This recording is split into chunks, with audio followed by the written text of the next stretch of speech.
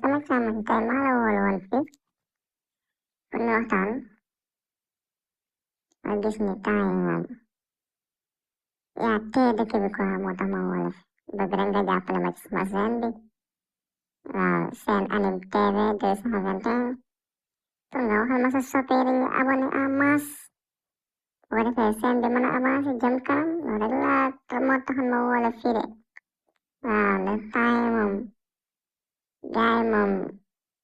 lu jigéen dugul lu ne daanaka mooy la waxuñ ci dara mais waxal ma sa soppee ñu jàpp ci bopp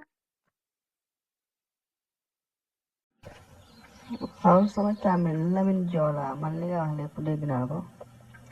waaw amul benn problème léegi yow comme que noonu nga ko bëggee léegi dinaa waxtaan ak ñoom léegi ñu jàpp ci rek dooleel la léegi di leen xamal ne rek lépp dessin anime boo xam si bëgg ngeen koo seetaan rek bu ngeen ñëwee ci seen bi Chaîne Animé TV 221 di ngeen ko mën a seetaan waaw